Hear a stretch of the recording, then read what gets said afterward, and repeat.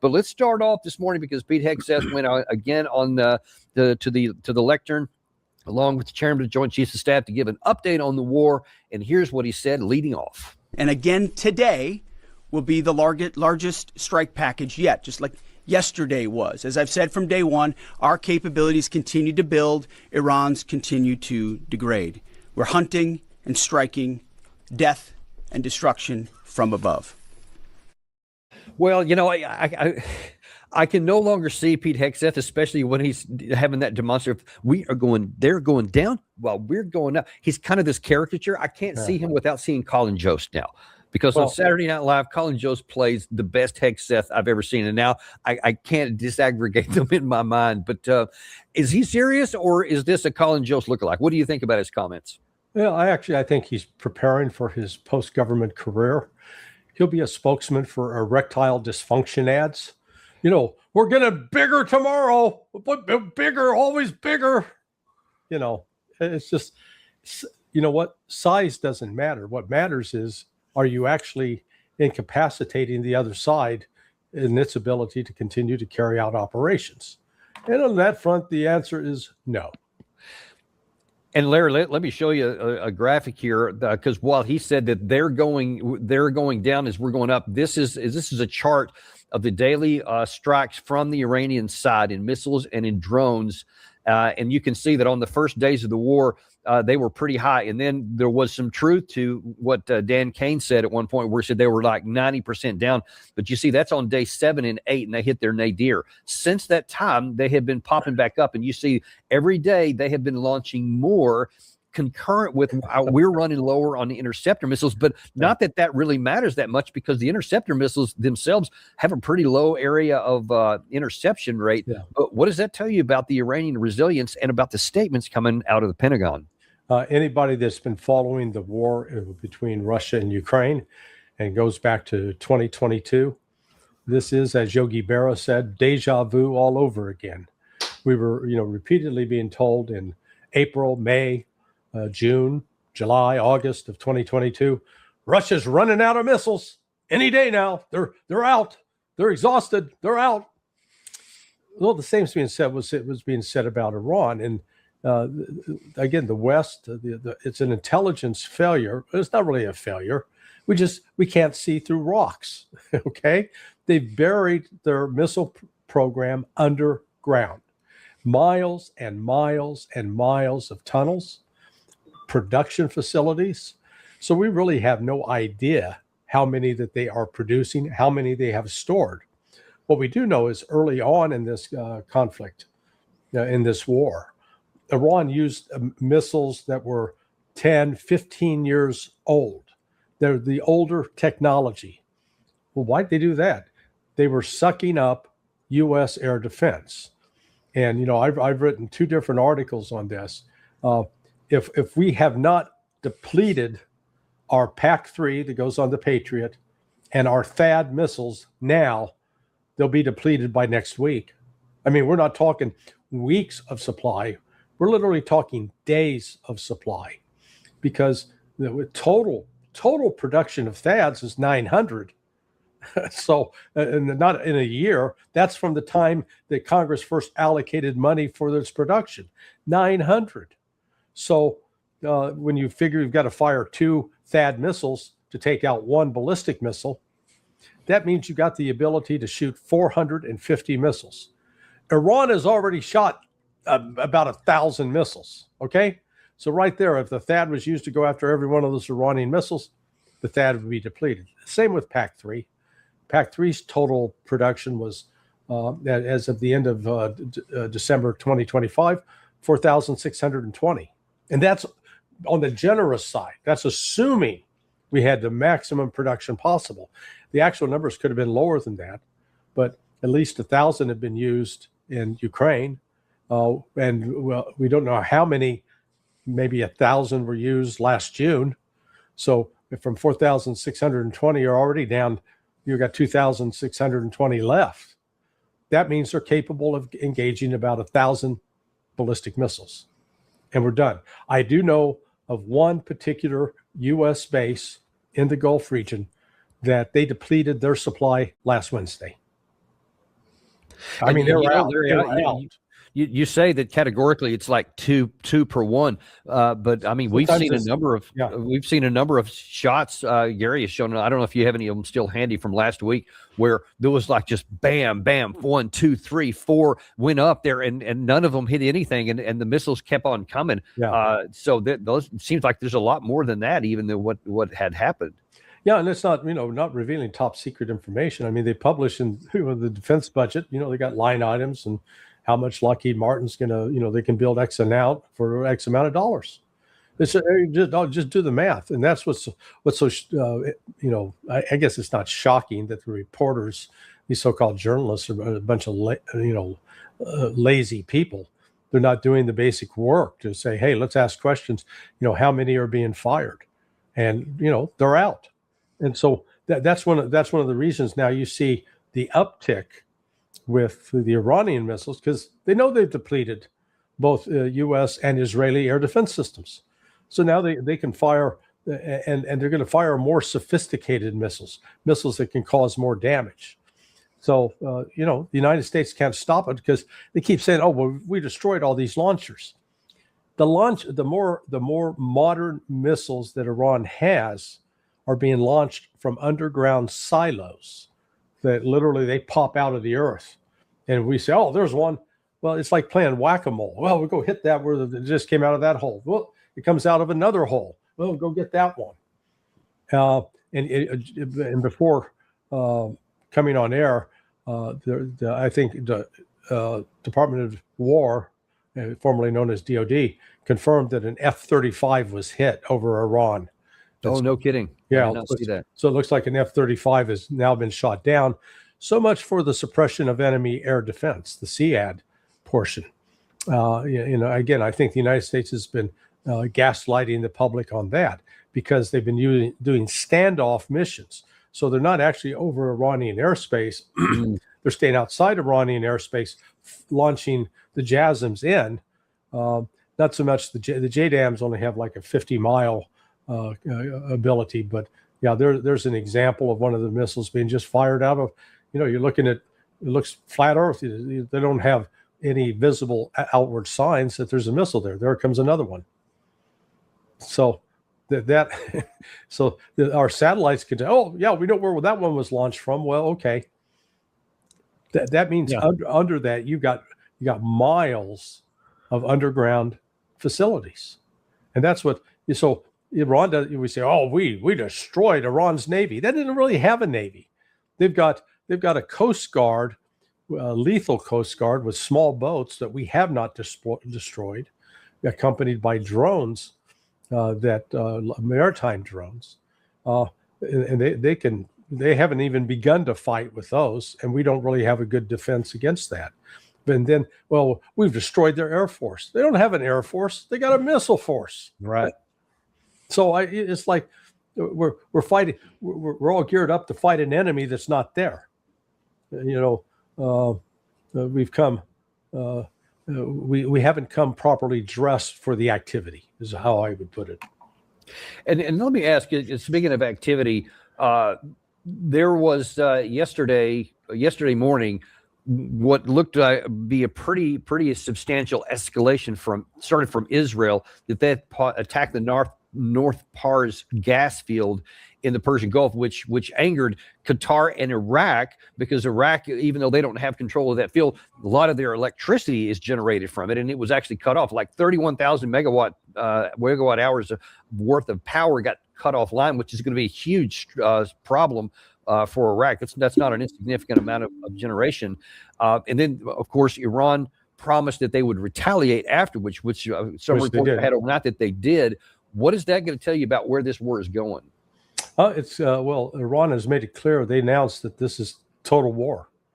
So they're not going to stop until America is forced out of the Persian Gulf. I mean, it's going to end one way or the other. We're going to have to destroy Iran, which I would argue is impossible. Impossible, and to maintain any shred of humanity, or we're gonna have to leave the area, and I think that's where it's headed. We're gonna have to leave the area. Iran can outlast us. Donald Trump cannot survive, and the Republicans cannot survive the economic stress that is being placed on the economy. Already, in the space of now going on the third week, the stock market, according to the Dow Jones, has lost 10% of its value. It went from over 50,000 to now it's 45,000, a little above. It's going to continue to drop. And I'm not giving financial advice here. I'm just telling you what I'm seeing. Yeah.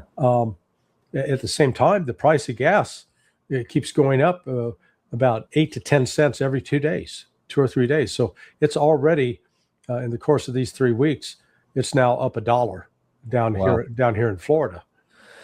And people are, so if you fill up your tank, if you got a 20-gallon tank, you're spending an extra $20 every time you go to the gas station.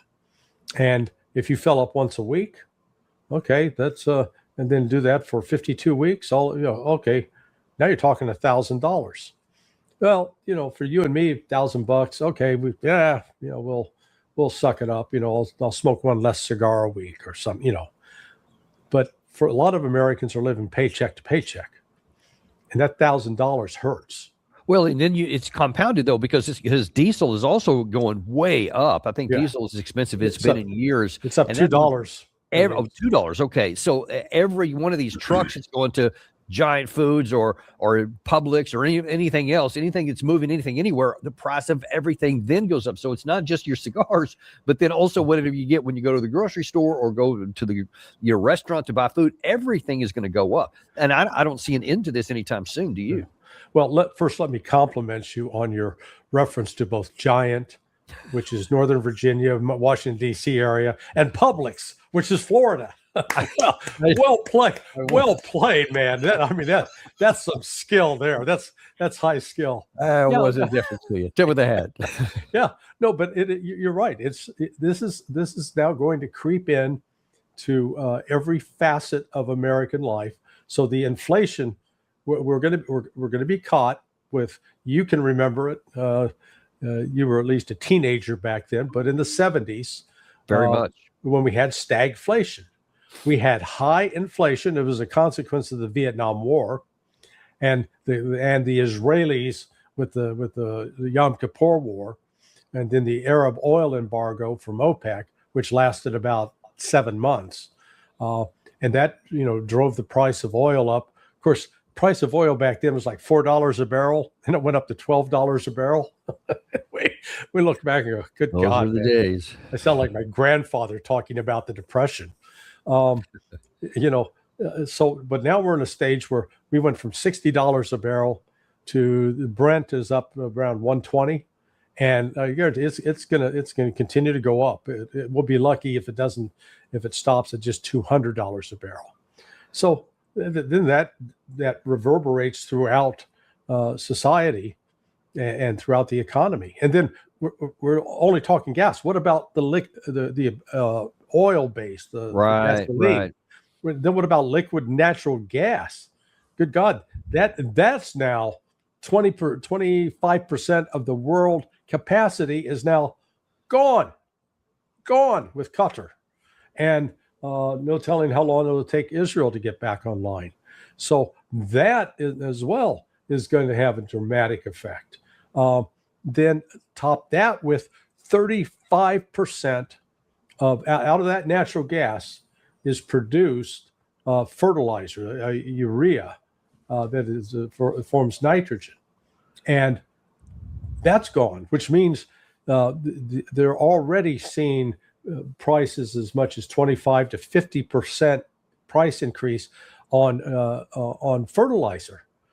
This is the planting season up in the Northern Hemisphere, which we've got like 75% of the arable land in the world is in the Northern Hemisphere. If they don't have the fertilizer, that means food production is going to be down. So we're not just looking at immediate short-term effects. Man, we're looking at some long-term effects that are going to create massive global instability. Okay, and let me piggyback off of that, because the urea and some of these other things from fertilizer are from natural gas. It's where a lot of them are derived from. Right. Back to this North Pars Fields, it was attacked yesterday. President Trump had a really strange Truth Social last night, which on the first part of it looked like he was mad at Israel, because he says Israel, out of anger for what has taken place in the Middle East, has violently lashed out at the South Pars gas field. And he goes on to complain about that and says it's a bad idea and they better not do it again. But then it gets weird. He says no more attacks will be made by Israel pertaining to this extremely important and valuable South Pars field unless Iran unwisely decides to attack a very innocent, in this case, Qatar, in which instance the United States of America, with or without the help of or consent of Israel, will massively blow up the entirety of the South Pars gas field, an amount of strength and power that Iran has never seen or witnessed. Why in God's name would you threaten to blow up the field that is part owned by our ally Qatar, that our other ally Iraq needs for its gas, and that everybody needs for urea, etc.? Why would he threaten that? That is weird. Well, he clearly doesn't understand, doesn't care to understand. But the underlying premise of that is it's a lie. We absolutely knew Israel was going to do it. We have it used to be at Al Udeid Air Force Base. It was called the Combined Air Operations Center, the KAOC. Yeah, I spent some time in there, actually. Okay, so I don't know if it's still up and running at Al Udeid because of its because the Al Udeid has been hit with multiple missiles and drones. I don't know if they've tried to relocate to Jordan or to some other location. But as you recall, in that KAOC, they're coordinating every air mission in the region. There's not a single plane that's taking off or landing without knowing where the hell it's going. And part of that is so that you deconflict, you make sure that, one of the old missions of the KAOC was to ensure that Russians and U.S. pilots and Russian pilots were not crossing paths and were not in the chance of getting into a confrontation. So the U.S. absolutely knew when Israel took off where it was going and what it was going to do. Absolutely knew. So Trump's lying on that part, but Okay, well, that just makes it weirder. If he why this claim, but then I know. I mean, would he do that? He's explain the whole thing to me because I don't get it. Yeah, well, they're not thinking this through logically, because on the one hand, he does understand how devastating this is for the economy, the U.S. economy. Now, the United States is one of the few countries that is actually pretty well insulated, at least from a shortage of petroleum, because we produce a lot ourselves. But nonetheless, just because we produce a lot, it doesn't mean that we're going to still get the same cheap price, because when the shortage is out there, then the oil drillers who are not owned by the government, if they have a choice of selling to the United States at $60 a barrel or selling to, say, Brazil, who needs oil, at $90 a barrel, and you're a publicly traded company that is supposed to make a profit, where do you sell your oil? Yeah, it's going to Brazil. It's not coming to the United States, even though it was, brought out of the ground in the United States. So that's why this shortage, global shortage, is going to drive prices up here in the United States as well, significantly. And so that, on the one hand, Trump is trying to prevent that. That's why they said, oh, remember all those sanctions on Russia? Never mind. Go ahead, sell as much as you want. Good for all, and they're even allowing Iran ships to come out with oil. They don't want to disrupt. They don't want any more disruption to the global oil supply. And Israel just said, screw it. We're going to take them out. Because Israel foolishly believes that, if it knocks that out for Iran, that Iran's done. Well, Iran turned around and went after the one oil refinery in Israel at Haifa. It's history. It's gone now. It hadn't been reported because the Israeli censors are keeping that down, but Iran took it out yesterday.